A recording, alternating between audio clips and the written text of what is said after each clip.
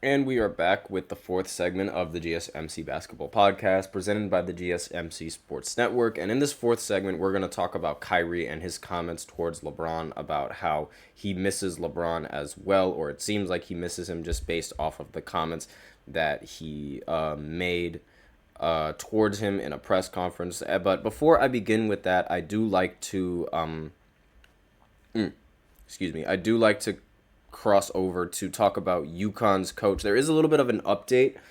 23 minutes ago, an article was posted saying that UConn's head coach, Dan Hurley, he met with his players talking about the head coaching vacancy of the Lakers and how the Lakers are in conversation with him to take that mantle.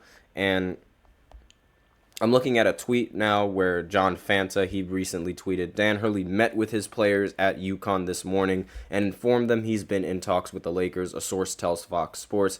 Hurley didn't want to hide the fact that this is real, and the Huskies have a noon practice, and Hurley told his players it's business as usual for now. So a Fox source also has told Fox Sports that a source from Fox Sports, has also said that Hurley is at 50-50 in terms of weighing the decision on whether he is going to make the leap to the NBA and coach LeBron, or if he is going to try and three-peat in college. And obviously, it's really weighing in on that decision. It's really difficult because three-peating in college is something that has never been done, and he has a chance to become the first coach to do that in the history of college sports. And here he is now conflicted with coaching the Lakers and possibly moving up in the head coaching standards, because again, it's really tough because I have no idea which side to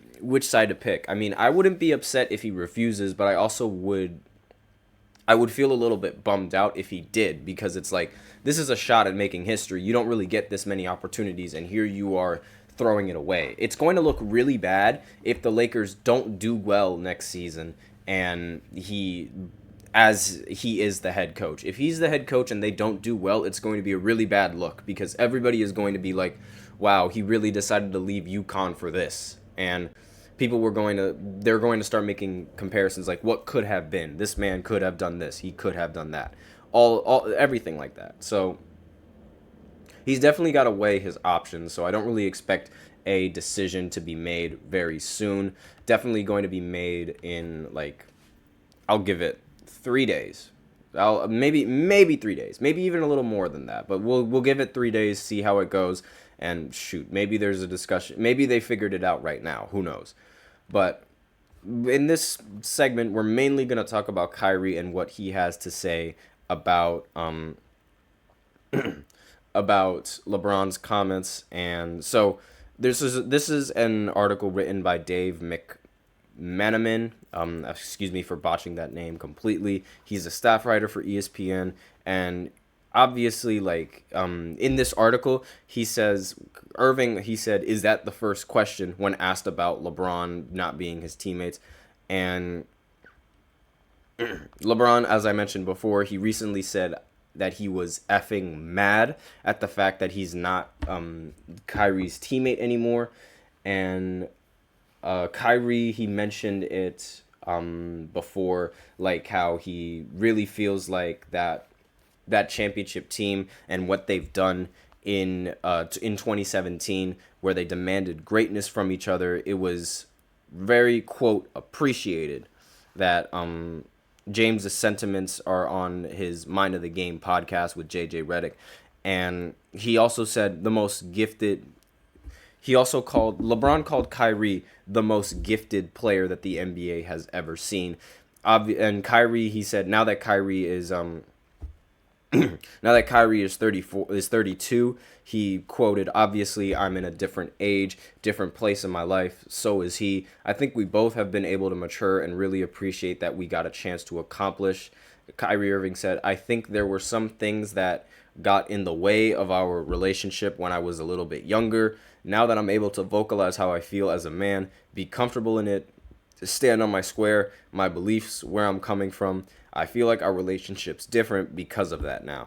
And it's sort of alluding to what I said on the previous podcast about Kyrie and LeBron. It was more so Kyrie Irving maturing and realizing this, realizing that, as it was like, there was actual beef between the two. And that's sort of like how the relationship ultimately crumbled down, mainly because of Kyrie's immaturity. Kyrie was also quoted saying, definitely miss him. Man, when he says comments like that, I think back to us having those moments when we're down in a series, up in a series. We're really demanding greatness from each other off the court. Our family's meshing well. I definitely think about those times. So it seems like Kyrie, he's just as sentimental about all of their achievements as LeBron is. And honestly, how could they not? They both achieved one of the greatest feats in NBA history and in basketball history by coming back 3-1 in a series in the finals where nobody ever thought they would ever come back from that series. And it's really like, obviously, like, it's hard not to miss that kind of person. It's hard not to miss someone who makes it to the finals with you every single year. Like, the demanding greatness part is really like what stood out for me. It's the fact that they both asked that from each other, and they knew that they weren't going to win it alone. So despite the fact that they were somewhat immature, they both knew that they needed each other if they wanted to win and ultimately stop the 73 win Warriors. Like, that season, they were on a mission. It was like, it was as apparent as they come, and it makes total sense to me as to like how Kyrie Irving could miss this. And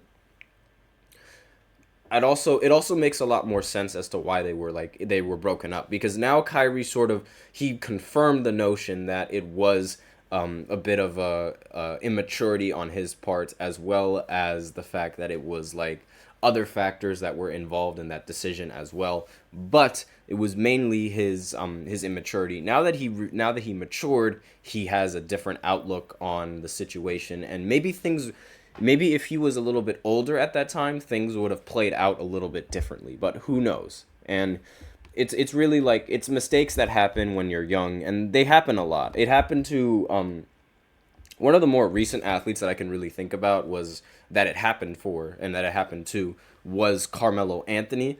And I remember there was a time where Melo, he did say that the original big three, it was supposed to be Dwayne Wade, Melo, and LeBron, but Melo he would rather go and pursue the money in a contract as opposed to like win a championship, which now is sort of like the big mistake in Melo's career, because now he has no NBA title, and the biggest stipulation on his career is the fact that he doesn't have an NBA title. So, these mistakes, they happen when you're young, but it's a good thing that, Kyrie sort of like matured from that, and now he's back in the finals again, and he's performing well, he's playing well, he's fulfilling that second option very well. And speaking of second option, we're going to might as well go ahead and go into the fifth segment, where we talk about LeBron's best teammates. This recently came up when Kendrick Perkins, he ranked Kyrie and Anthony Davis over Dwayne Wade.